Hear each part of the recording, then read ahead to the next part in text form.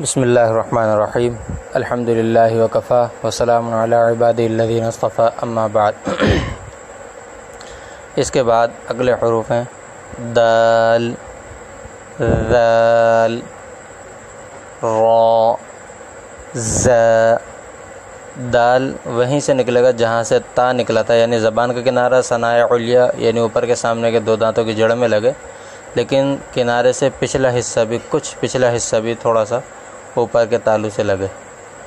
ذال بالکل اسی طرح اسی جگہ سے نکلے گا جہاں سے ثا نکلا تھا، یعنی زبان کا کنارہ جب ثنائے علیہ کے کنارے سامنے کے دو دانتوں کے کناروں سے لگ جائے، لیکن تھوڑا سا کنارہ زبان کا باہر نکلے۔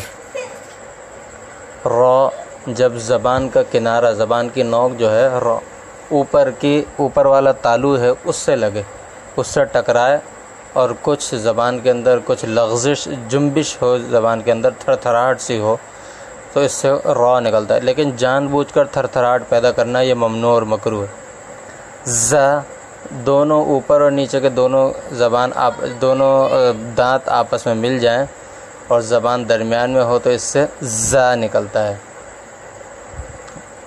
وآخر دعوانا الحمدللہ رب العالمین۔